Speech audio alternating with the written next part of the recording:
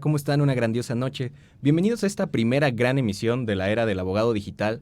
Muchísimas gracias al Instituto Givo por cobijar este gran proyecto que traerá de la mano nuevas tendencias tecnológicas, nuevas tendencias del derecho y cómo es que nuestra bella ciencia jurídica se está transformando con el uso de las tecnologías de la información y la comunicación y, por supuesto, las obligadas actualizaciones que debemos de implementar nosotros como abogados.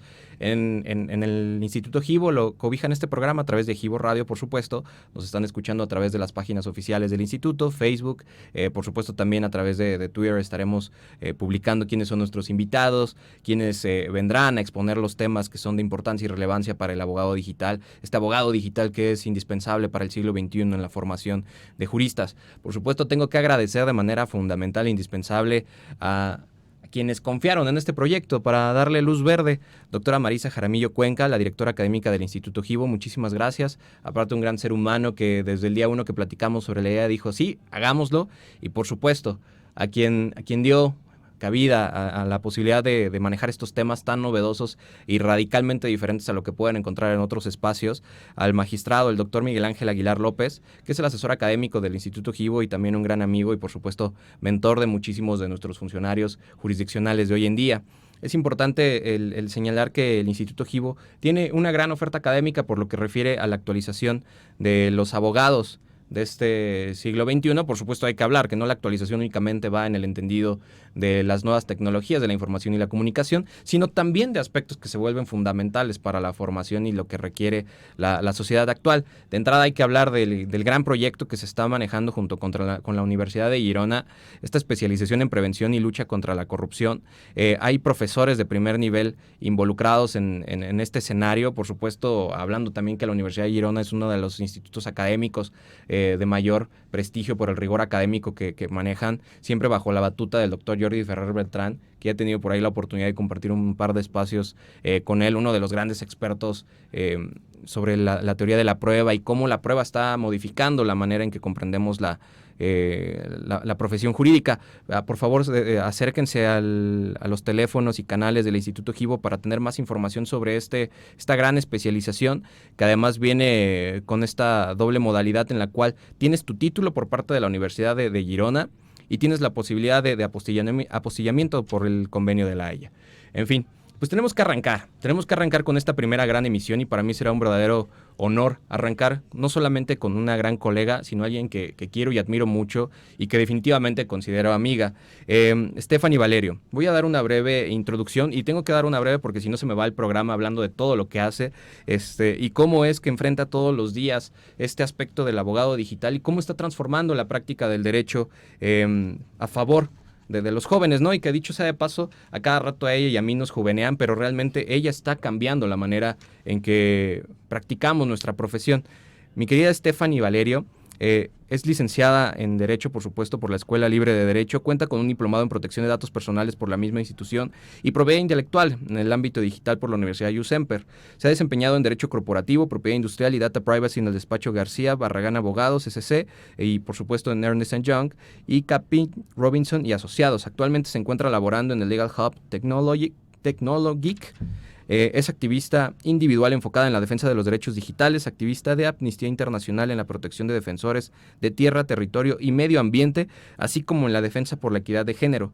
Ha participado en diversos foros y programas de radio en defensa de los derechos humanos. Dicho sea de paso, también es una increíble colaboradora en el Instituto Nacional de Ciberseguridad MX, así como en Legal Hackers. Y no lo pone en su síntesis curricular, pero es importante decirlo, un bello ser humano que siempre está dispuesto a compartir, siempre apoyar las causas justas, defendiendo de buena manera lo que significa ser un abogado. Mi querida Stephanie, muchísimas gracias por inaugurar este programa, inaugurar este nuevo proyecto y que con la patadita de la suerte arranquemos con todo. Bienvenida. Muchísimas gracias, Jaime, muchísimas gracias al instituto, gracias por tus palabras, de verdad que para mí es un orgullo y una felicidad poderte acompañar en este proyecto y pues muy honrada de que me hayas invitado para abrir estas sesiones contigo. No, muchísimas gracias, el honor es mío, me parece que es padrísimo el que la gente empiece a conocer muchísimo más lo que hace Stephanie Valerio.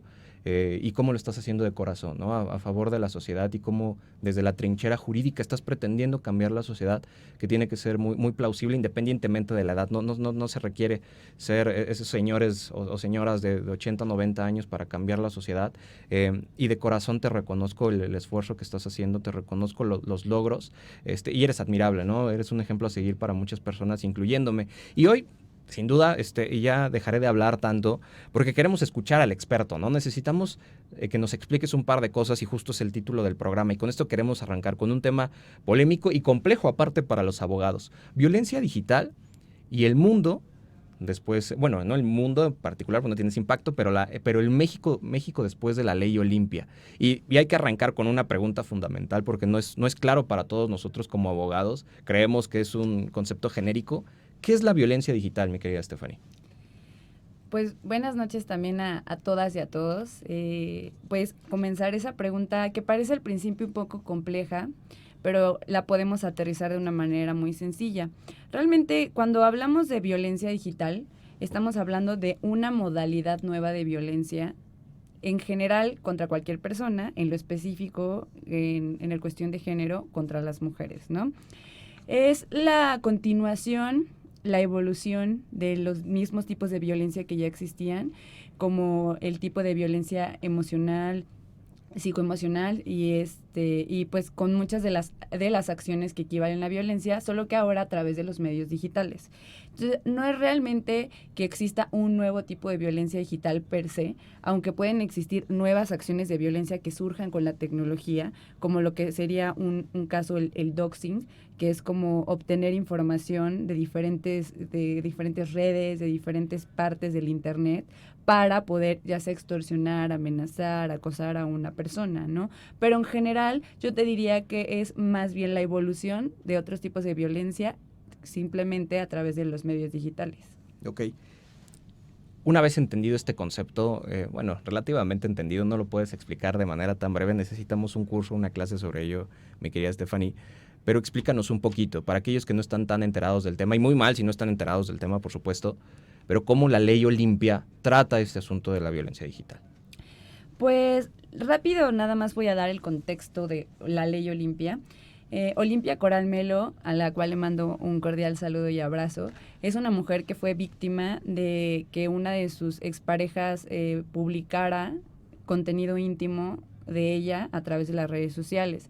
Ella vivía en Puebla, y lo que hizo fue acudir a las autoridades para de alguna forma pues parar y sancionar a esta persona, y lo que le dijeron es: no existe, no hay ninguna forma en la que tú podamos actuar contra esa persona, porque pues no existe un tipo penal que te proteja, y la verdad es que pues todavía tenemos nuestras dudas sobre violencia digital. Entonces pues ella se sintió pues bastante desprotegida, y es como inicia su lucha, una lucha contra el reconocimiento, en principio, les voy a decir, de esta conducta de compartir contenido íntimo, y la otra de la violencia digital, digamos, en un sentido más amplio.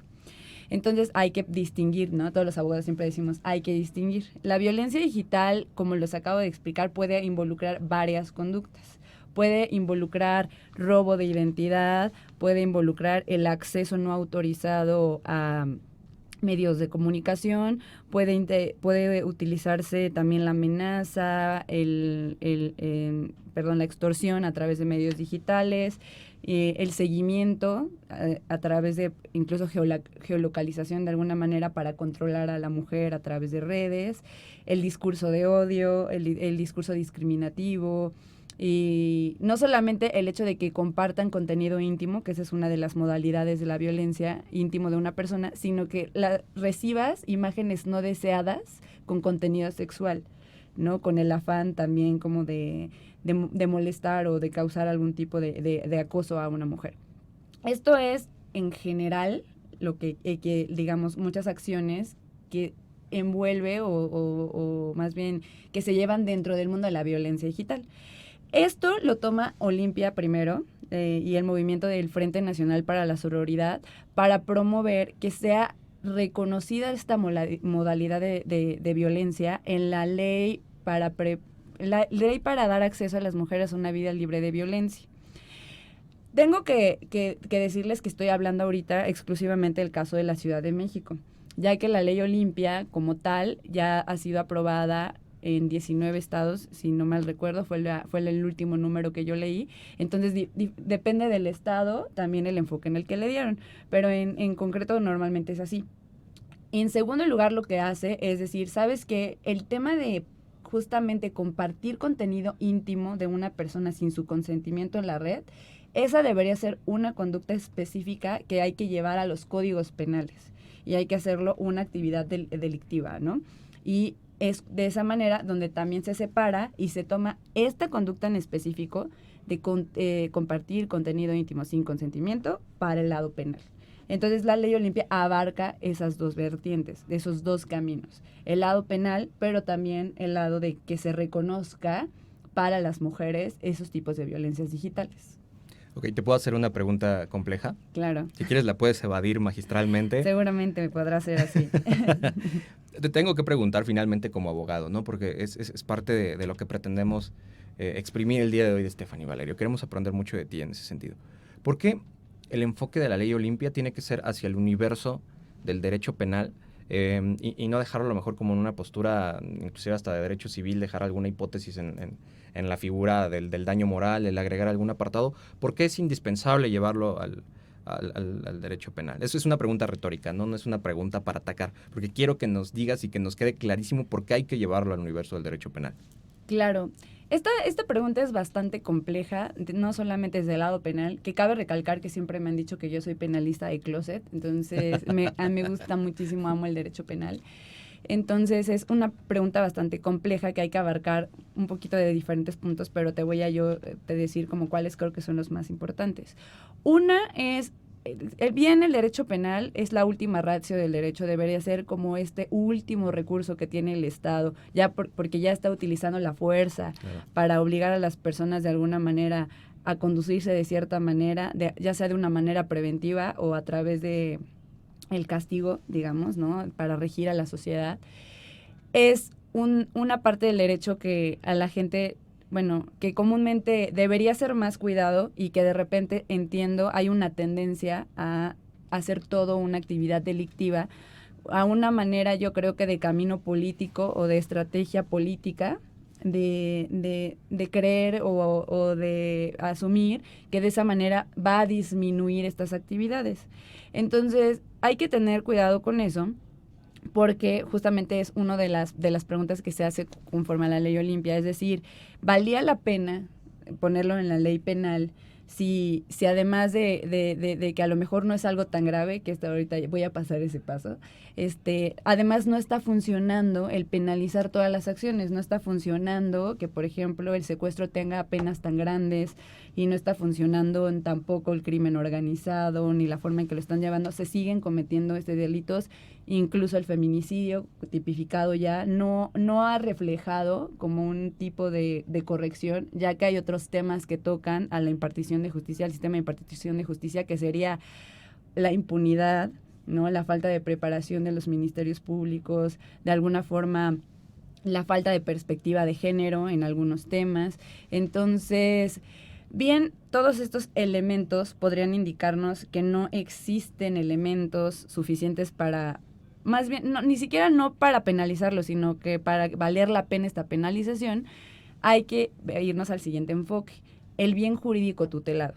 El bien jurídico detrás del tipo penal es estos derechos que trata de proteger la norma penal, ¿no? Estos valores intrínsecos, ya sea de la sociedad o de una persona, que son tan importantes para la sociedad, que tienen que ser castigados de una manera punitiva en caso de sus violaciones. Entonces, ¿qué hay detrás del bien jurídico, detrás del tipo penal que propone la ley Olimpia? Pues existen muchísimas cosas muy importantes. Existe la personalidad, ¿no? Violentar la libre personalidad de una persona puede violentar incluso podría involucrar su libre tránsito, ¿no? Porque es una persona que ya ha sido violentada y que, pues lamentablemente, al estar en un contexto también de violencia y de revictimización, puede ser que ya no pueda salir a la calle porque se le acuse de ciertas cosas. Es una persona que puede sufrir de discriminación, a la cual además le afectaron el libre desarrollo digamos, de su sexualidad, ya que pues normalmente los delitos cometidos por estas personas son personas conocidas. Es decir, tú sexteas con una persona, con que alguien que sea tu pareja, puede ser un amigo cercano, y es normalmente esta persona la que en algún momento, después de que se rompe la relación, así lo que hace es compartir el contenido íntimo sin el consentimiento, y de hecho en algún momento se le nombró pornovenganza, ¿no? Como una forma de tratar de describir la conducta totalmente errónea, pero que más o menos trataba de retratar justamente esta relación directa entre la víctima y pues el sujeto activo del delito. Entonces, los bienes jurídicos son demasiado grandes, ¿no? Incluso el libre desarrollo o sea, te digo, finalmente incluso la familia puede estar involucrada en un contexto de violencia familiar, porque es justamente esta persona con la que tienes una relación la que te está vulnerando. Entonces, los bienes jurídicos y el tipo de efectos que puede tener en la vida de una persona, y en concreto, por ser las mujeres, lamentablemente, las que son más sujetos de este tipo de violencias, los efectos que pueden tener en su vida ni siquiera pueden ser cuantificables económicamente, ¿no? Entonces... Por lo cual, perdóname el paréntesis, no es fácil llevarlo al universo del daño moral subjetivo y pretender que a través de una indemnización en temas de las reglas civiles se le paga una indemnización y ya puedes ir en paz, ¿no? A vivir tu vida. Le acabas de dar justo a la clave. Le acabas de dar justo al punto exacto de por qué la parte civil no solamente tal vez podría ser difícil de cuantificar un daño, sino que muchas personas creen que la revictimización del lado judicial en la vía civil no es tanta como en la del lado penal, lo cual también es totalmente erróneo. Entonces, el lado y la postura de no tener una investigación de perspectiva de género no la podemos solamente incluir en el lado penal, porque ya existen las vías civiles, en concreto incluso en los casos familiares, donde jueces y secretarios no tienen esta sensibilidad de entender los casos en su conjunto, y hacen incluso más complicados los procesos para las mujeres o para las familias en general.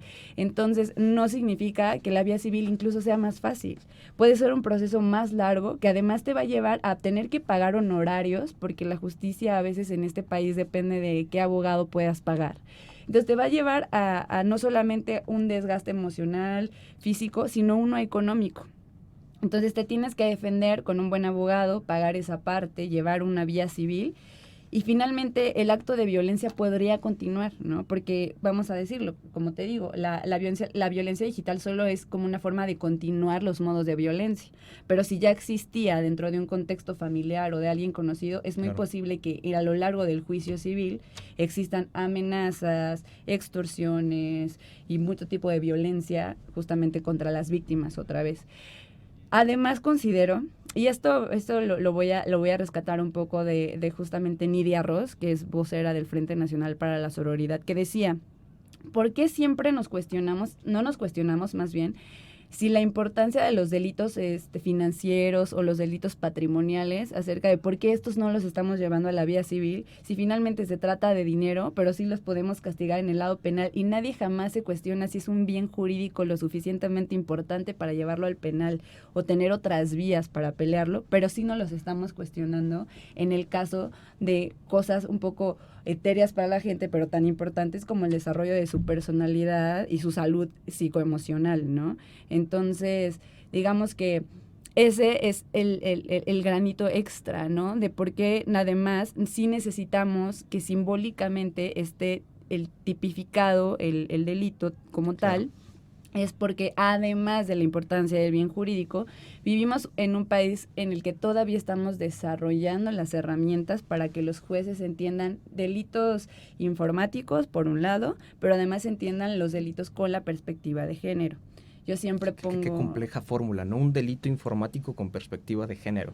O sea, la complejidad de tratar de explicarle a un juzgador y a los operadores del sistema una fórmula tan compleja como es, Estefanía.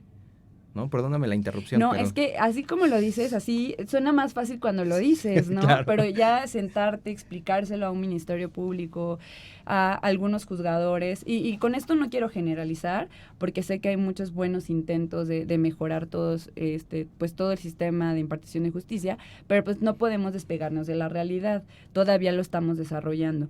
Entonces, es esto de sentarnos y justamente explicar la perspectiva de género, y yo siempre lo comparo mucho con el tema del feminicidio. ¿Por qué se tuvo que tipificar el feminicidio en México? Pues recordarán a las muertas de Juárez hace muchísimos años, no es algo que haya sucedido en el sexenio pasado y ni en este sexenio, o sea, ya es un tema histórico de violencia, en el cual tuvo que venir la Corte Interamericana de Derechos Humanos con sentencias a decirle al Estado mexicano que ya que no tiene la capacidad todavía de comprender qué es la investigación con perspectiva de género, le tenía que dar, digamos, un poco de guía a sus juzgadores y a sus ministerios públicos a través del tipo penal, y por eso se establecen como ciertos elementos que pueden presumir que es un feminicidio, que además, nomás para acotar, el feminicidio es el asesinato de una mujer por cuestiones de género, ¿no? Eso es algo importante que tenemos que acotar. No es cualquier asesinato, es un tema de discriminación y es un tema de violencia. En el mismo sentido, tenemos que entender que a pesar de que la tipificación de la ley Olimpia no es específicamente para decir que solo las mujeres pueden ser víctimas de este delito, sí se tiene que investigar con perspectiva de género, porque, como te dije, las mujeres son más afectadas. Mujeres, y lamentablemente vamos a agregar un poco más para que la gente entienda lo complejo que es ya el mundo del internet. Los niños y las niñas están siendo mucho víctimas de grooming o de incluso de compartir contenido íntimo sin su consentimiento en internet. Qué doloroso, ¿no? Justo acabas de tener una increíble presentación para un grupo de abogados que están inmersos en este tema de la tecnología y que pretenden también el apoyar estos movimientos como una base sólida, como una base argumentativa adecuada. Y hay una pregunta que tengo que hacer a nivel de curioso, porque aparte de lo que estás diciendo, me queda muy claro el trabajo que hay detrás, ¿no? Y lo que has estado estudiando para tener muy presente este tema y cómo lo estás defendiendo. A lo mejor es un torito también la pregunta, pero no hay persona más adecuada en este universo jurídico para responder esto. ¿Las plataformas tienen responsabilidad? No voy a agregarle apellido. No le voy a agregar ningún tipo de apellido. ¿Podemos responsabilizar a estas plataformas, ya sean redes sociales centralizadas o descentralizadas, por el permitir que se catalice esta modalidad de violencia? Mira, nada más quiero acotar porque siento que hablé un bastantito en la otra pregunta y no cerré, pero al final es, ¿sabes por qué? ¿Por qué tiene que ser el lado penal? Porque es necesario. Así es necesario para la impartición de justicia y es necesario, o sea, para la protección de los bienes jurídicos, tal cual. Excelente. Mi querida Stephanie, antes de que nos respondas la pregunta que te acabo de hacer y que Mark Zuckerberg te comience a perseguir y a stalkear por redes sociales, por lo que responderás, estoy seguro, tenemos que mandar a un breve corte. Me lo anuncia, me lo exige y así me lo pide mi querido amigo y productor Emilio Martínez, una gran persona. Ya verán un par de fotos de él, que es uno de los genios detrás de este programa. Les recuerdo que nos pueden seguir a través de las redes sociales del Instituto Jibo Instituto en Twitter, en Facebook también como Jibo Instituto. Estamos interactuando con ustedes en vivo. Si de pronto me ven que me distraigo un poco con el teléfono, tengo que estar con un ojo en el invitado, un ojo en el productor y un ojo con las redes sociales. Muchísimas gracias a la gente que nos está escribiendo en este momento. Muchísimas gracias, Carlos del Valle. Muchísimas gracias, Carlos Alexis, por estar comentando. Se les aprecia muchísimo el que estén atentos a lo que estamos difundiendo. Por cierto, muchísimas gracias también a los alumnos que de manera recurrente están participando en estas redes sociales de un servidor. Vamos a este breve corte y regresamos con Stephanie Valerio. La violencia digital y cómo está transformando la Ciudad de México y México en general la ley Olimpia. Muchas gracias.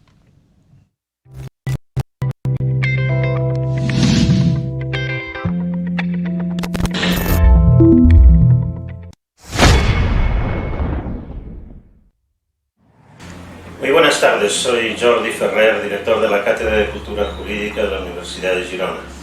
Estoy aquí en el Instituto Jibo y desde aquí les saludo para anunciarles la próxima edición del programa de especialización que conjuntamente entre la Cátedra de Cultura Jurídica de la Universidad de Girona y el Instituto Jibo impartiremos a partir del próximo mes de marzo.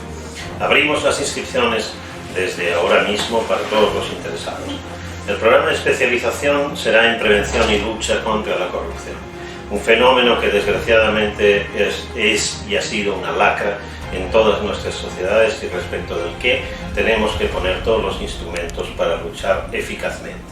La lucha eficaz contra la corrupción no es solo un problema de persecución de la corrupción ya producida, es en muchas ocasiones una cuestión de prevención de la corrupción, de reglas adecuadas para establecer los incentivos que eviten los comportamientos corruptos tanto en el sector público como en el sector privado. De esta manera desarrollaremos un programa con especialistas internacionales del máximo nivel que abordarán el problema desde la teoría del derecho, desde el derecho procesal, desde el derecho penal, desde el derecho administrativo, desde los ámbitos de la cooperación internacional en la lucha contra la corrupción, desde los ámbitos de estudio de la vinculación entre dinero y política o financiación de los partidos políticos, etc.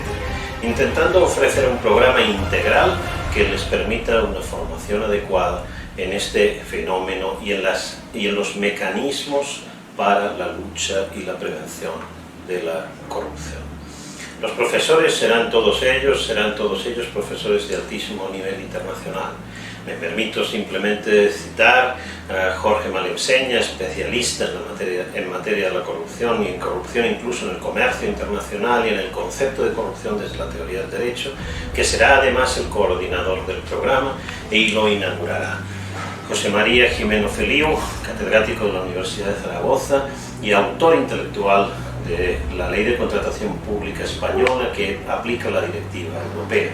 Esa ley tiene un papel crucial en la medida en que prevé, en la medida en que establece mecanismos para la prevención de la corrupción en la contratación administrativa. Ramón Ragués, catedrático de Derecho Penal, Javier Hernández, presidente de la Audiencia Provincial de Tarragona y además uno de los jueces penales que está concursando ahora mismo para juez del Tribunal Supremo en España. José Villobre, que es fiscal especialista en la investigación en lavado de capitales, y así un etcétera de profesores que van a ser seguro los promotores de una serie de módulos que van a interesarles, que van a ofrecerles una formación integral y que van a apoyarles para seguir trabajando en este tema que es fundamental en nuestras sociedades. Es un gusto seguir colaborando con el Instituto IVO por parte de nuestra Cátedra de Cultura Jurídica y espero que podamos vernos aquí el año que viene. Muchas gracias.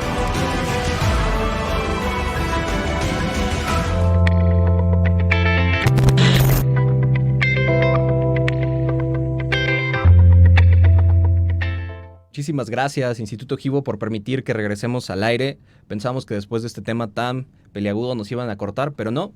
Emilio Martínez decidió que seguimos al aire, así como las autoridades. Recuerden que estamos en la era del abogado digital, estrenando programa con una gran invitada, una gran amiga, Stephanie Valerio, una gran abogada digital que vale la pena seguir. Suspendimos una pregunta padrísima que me gustaría que nos ayudes a aclarar. ¿Las plataformas digitales tienen responsabilidad? Pues muchas gracias por estar de regreso y no se pierdan el programa del abogado, la era del abogado digital, aquí en el Instituto Givo. Y nada más tal como vimos en el comercial, y para repasarlo, pues ya está a punto de iniciar el 27 de marzo del 2020 la especialización en prevención y lucha contra la corrupción, titulación por parte de la Universidad de Girona, España, y opción a trámite de apostilla de la Haya. Las clases se imparten en las instalaciones del Instituto Givo, entonces nada más como para que no se les olvide. Y pues estamos de regreso aquí igual con Excelente. Mi querido abogado digital Jaime. Y a ver, ¿me recuerdas otra vez la pregunta? La responsabilidad de las plataformas. Estas plataformas que tenemos hoy en día, y muchas veces lo he mencionado, se pueden simplemente lavar las manos. Hoy en día esta economía digital inclusive ya está llevando la tendencia de que ya no se pueden hacer a un lado y ellos tras bambalinas decir, no, yo no presto el servicio más que de plataforma, te rento mi espacio digital y tú haces lo que quieras, ¿no? ¿Estas plataformas son responsables por catalizar esta modalidad de violencia? Qué pregunta tan complicada Sí, me ya acabas sé. de lanzar. Y todas las redes sociales encima de ti, por eso no la voy a responder yo, la vas a responder tú. Es un tema bastante complicado, porque te voy a decir, depende de la respuesta también, son las acciones que deben o no deben de tener las plataformas digitales. Todos recordamos que dentro de las plataformas digitales que utilizamos existen reglas de comunidad y existen los términos y condiciones en los cuales te dicen qué puedes hacer, qué no puedes hacer y todo. De alguna manera, tratan de cubrirse las plataformas diciendo, bueno, pues yo tengo mis reglas de comunidad y mientras yo crea, porque además sí es como un tema muy desde la perspectiva de las plataformas, que no se violan mis reglas de comunidad, no tengo por qué eliminar contenido. Sin embargo, sí tienen la opción de que si ellos consideran que existe, por ejemplo, contenido violento, explícito, caso de supuestamente que pueda involucrar a menores, casos de incluso de violación a pues propiedad intelectual, cosas donde sí pueden intervenir, sí queda muy a criterio personal de las aplicaciones, en el cual todavía no nos queda muy claro cómo toman la decisión de sobre qué sí bajar y sobre qué no. Sin embargo, de alguna manera tratan de dar los mecanismos. Yo te diría que la principal responsabilidad que nace de estas plataformas no nace per se del servicio que nos están prestando, sino de el poder que les hemos dado como sociedad. Es decir, estos monstruos, porque son monstruos tecnológicos, tienen una especie ya de monopolio en las comunicaciones, ¿no? ¿De qué tamaño puede ser Facebook? ¿De qué tamaño es Twitter? Ya si contamos a quién le pertenece Instagram y WhatsApp, ¿no? Y vemos que cada vez estas plataformas tienen muchísimo más acceso a tanto a nuestros datos personales, pero también al número de gente que está en convivencia dentro de su mundo, ¿no? Dentro de este aspecto del mundo digital. Entonces, el problema es que estas plataformas, al ser tan grandes, están tocando ciertos derechos de los ciudadanos, y ahora vamos a decir de los ciudadanos digitales, Claro. que de tomar una postura tajante podrían verse vulnerados. Es decir, a nosotros el Internet nos ha servido como un punto máximo de conocimiento, en el que justamente no solo podemos comunicarnos y crear contenido y expresarnos, sino que también podemos obtener información, ¿no? Es mucho más fácil, de alguna manera, más sencillo y más rápido, acceder a noticias, a conocimientos, a muchísimas cosas a través de Internet. Entonces, ¿qué pasa, no? Cuando en este contexto en el que todos participamos tanto en las redes sociales y le estamos dando tanto poder, empiezan ellos a tomar o no tomar decisiones, ya parecería que están tomando una postura de autoridad porque están rigiendo en el mundo digital, ¿no? No, en el tema ya después espero que podamos platicar de la gobernanza en el Internet y quién gobierna Internet, pero es mucho de autogobierno, es un tema de cómo solitas estas plataformas se autogobiernan. Ya poco a poco han habido intentos, evidentemente, de muchos estados, de tratar de decirles que evidentemente no se pueden deslindar de todas las responsabilidades. Sin embargo, todavía estamos evolucionando en eso. Y estado me refiero a países, ¿no? Entonces, pues, tomar una postura sería peligroso, ya que vamos a suponer que sí, que ellos son... Estás evadiendo la respuesta, pero está padre porque quieres mantener tu cuenta de Facebook abierta, está bien. Al contrario, ¿sabes qué quiero? Quiero que no tomemos una postura que pudiera vulnerar la libertad que tenemos en Internet. Claro. ¿No? Y justamente el asunto es que si no tenemos la transparencia de estas plataformas, de cómo deciden qué contenido sí le dan check y cuál no, podría llegar al lado abusivo donde sí te censuren. Entonces, pon tú que si no existe una regla clara de transparencia, podrían cerrar la cuenta de Jaime, ¿no? Y de alguna manera Jaime ya no puede comunicarse y... Bueno, vamos a asumir que no existen otras posibilidades de crear perfiles con otros nombres, pero realmente sí puede haber una vulneración a tu libertad de expresión, porque no existe una claridad. De hecho, alguna vez a mí, creé 2 cuentas de Facebook, entonces Facebook me avisó que alguien me estaba suplantando la información y cerraron una de mis cuentas. Entonces, ya después me autentiqué y lo que sea, pero no hubo una oportunidad directa de defensa, ¿no? Lo primero que hizo fue cerrar la cuenta y luego preguntar, ¿no? Claro. Y decir como, a ver, defiéndete.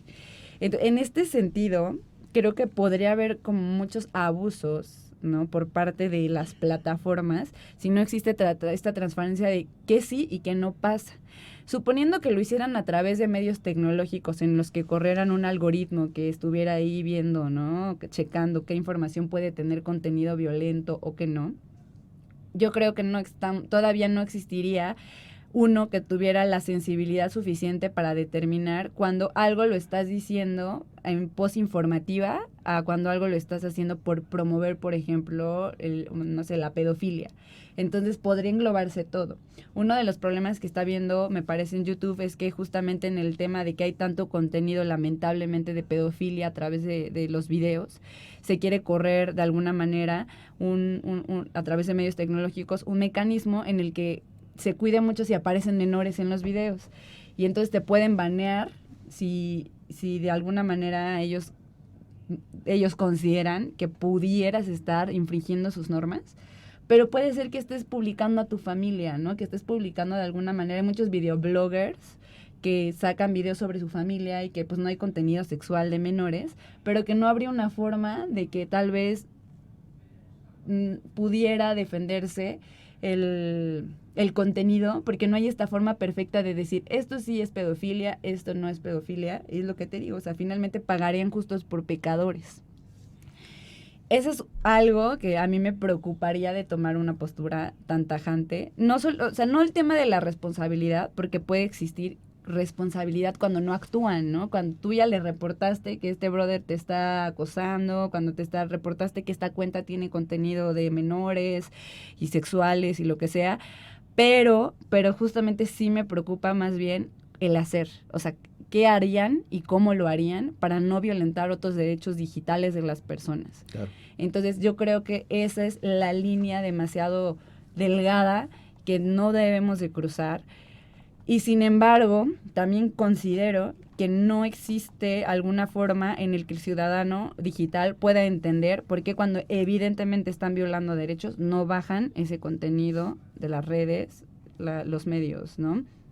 Y sí, de alguna manera lo que hacen o que pretenden hacer es decir, como de yo solamente presto mi plataforma, pero no soy responsable de las personas y de cómo lo lleven, ¿no? Entonces no existe una respuesta clara en este momento. Ojalá empiecen a existir estos mecanismos de transparencia y se les empiece a exigir transparencia a las plataformas para empezar a construir políticas, digamos, de alguna manera, que puedan ayudar a todos los ciudadanos digitales a justamente prevenir delitos, pero que tampoco puedan violar sus derechos digitales. Está súper complejo, ¿no? Ese es un tema que me parece que involucra no solo aspectos jurídicos, sino tecnológicos, que implica aspectos sociales, aspectos de hacktivismo. Hay muchos conceptos detrás que no te permiten tomar una decisión tajante y decir, sí van a tener responsabilidad, y evadiste de manera increíble y magistral lo que esperaba que me respondieras. Yo defiendo sus derechos digitales.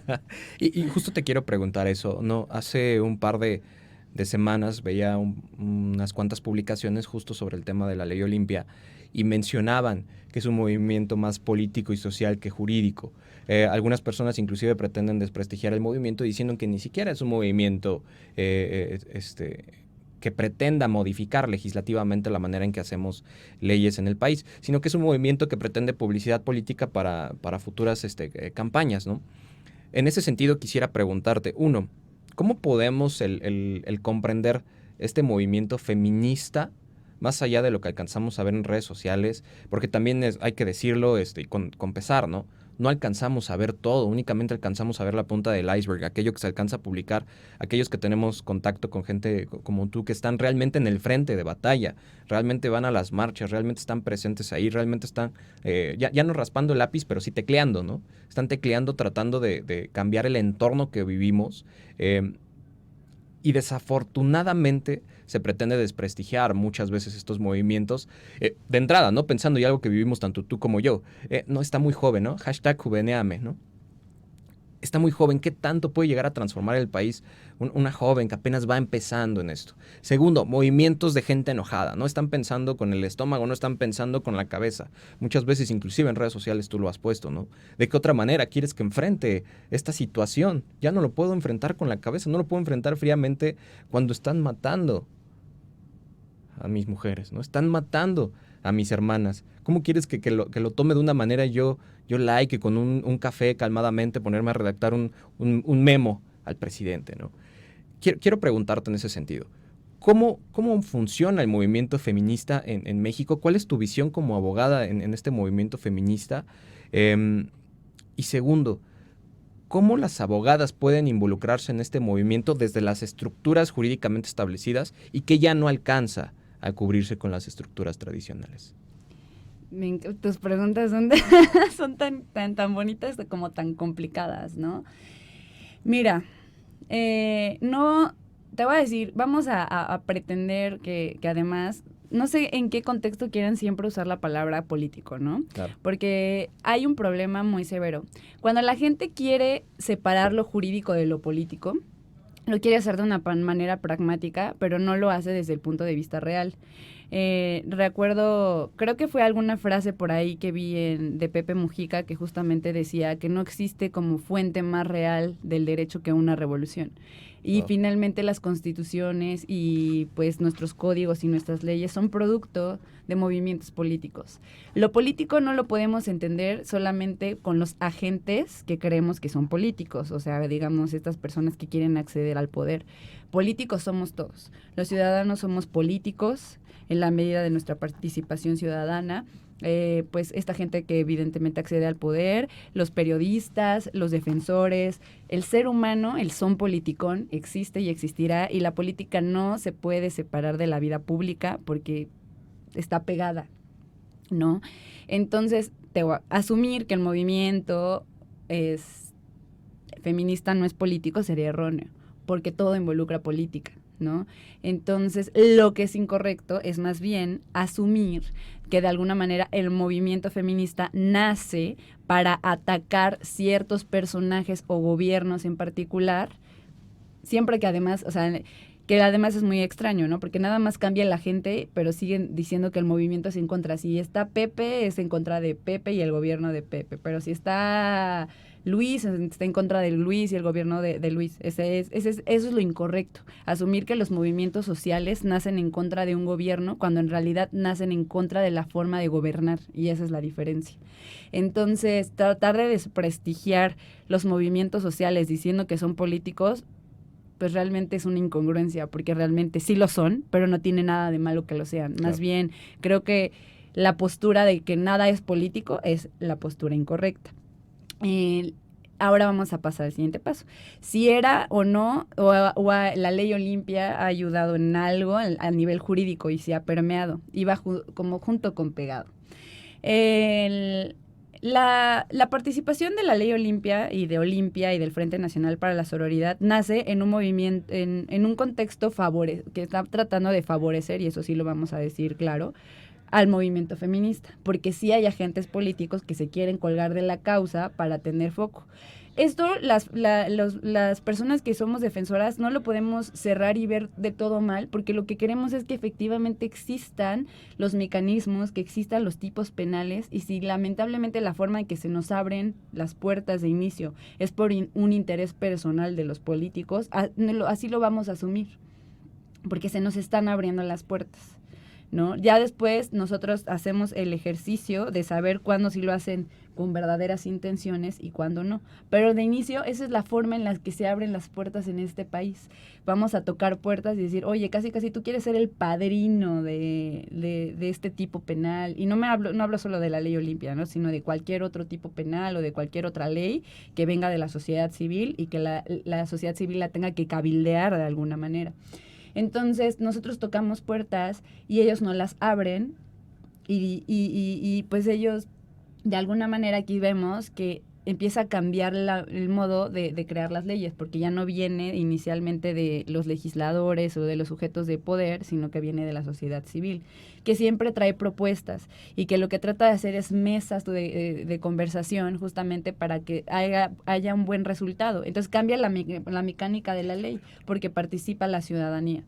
Entonces sí permea en el lado jurídico.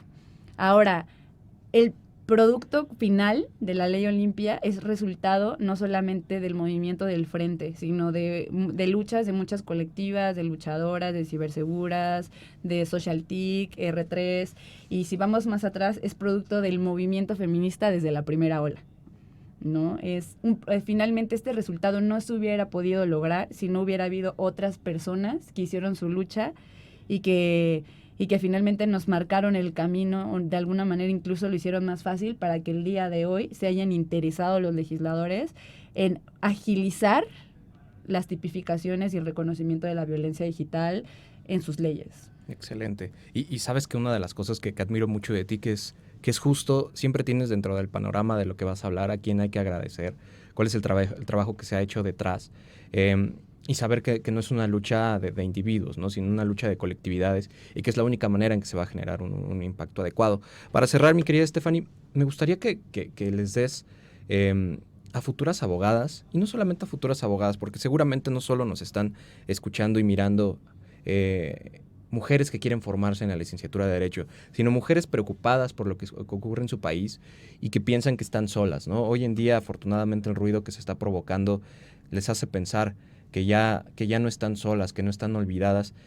¿Qué les puedes decir sobre el futuro, sobre lo que viene, para que puedan entender que no están solas?